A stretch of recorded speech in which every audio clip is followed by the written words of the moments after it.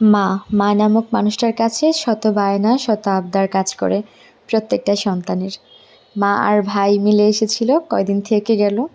এর মাঝখানে যত ধরনের বায়না আছে, যত ধরনের আবদার আছে, মা পূরণ করে দিয়ে গেল। তেমনি ছোট্ট একটা আবদার ছিল পিঠে বানানো। শীতের শুরু, একটু একটু কুয়াশা পড়ছে, আর এই শীতের শুরুটাতে পিঠে খেলে কিন্তু ভালোই লাগে। হঠাৎ করে পিঠে শীতের শুরুতে দেখা যায় যে প্রত্যেকেই খায়, খেয়ে থাকে।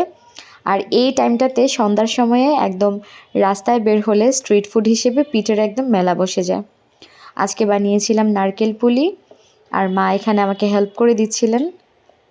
এখানে হচ্ছে গিয়ে পুলি পিঠার কাইটাকে খুব সুন্দর মতো মেখে আর নারিকেলের সাথে চিনি দিয়ে তারপর হচ্ছে গিয়ে পিঠাটা আমি বানাচ্ছি। আমিও একটু একটু পারি টুকটাক, ওই মায়ের কাছ থেকেই শেখা।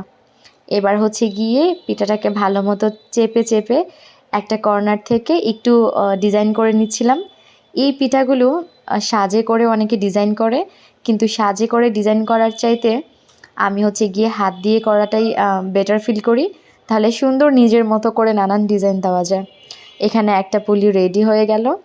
আর পিঠার মধ্যে পাটিসাপটা পিঠা আর হচ্ছে গিয়ে ভাপা পিঠা, আর এই পুলি পিঠাটা আমার খুবই পছন্দের।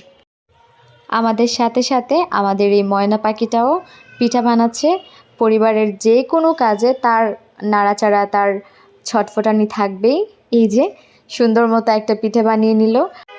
পিঠে বানানো বা ঘরের অন্যান্য কাজও দেখা যায় যে এই ময়না পাখি দেখে দেখে খুব সুন্দর মতো মাথায় সেট করে নেয় আর খুব ইজিলি বানিয়ে ফেলে। এই যে রেডি হয়ে গেল সবগুলো পিঠা। মা, মেয়ে, নাতনি সবাই মিলে একসাথে করে ফেললাম। পিঠাগুলো দেখতে যেমন সুন্দর হয়েছে, খেতেও কিন্তু দারুণ ছিল। আর যেহেতু তেলে ভাজা না, আমি ভাপিয়ে করব, সেজন্য আমি ভাপ দেওয়ার জন্য এখানে একটা হাঁড়ি বসিয়ে দিলাম। একটা হাঁড়ির উপরে আরেকটা হাঁড়ি দিয়ে গ্রামীণ পদ্ধতিতে আমি হচ্ছে গিয়ে পিঠাগুলো ভাপিয়ে নিচ্ছি। যেহেতু আমার বাসায় স্ট্রেনার নাই, সেজন্য হচ্ছে গিয়ে আমি এভাবেই করে নিই পিঠাগুলো রেডি হয়ে গেল। প্রায় 8 থেকে 10 মিনিটের মতো সেদ্ধ করে নেওয়ার পরেই খেতে সুস্বাদু, এবং শীতের শুরুটা একদম পারফেক্টলি আমাদের জমে ক্ষীর।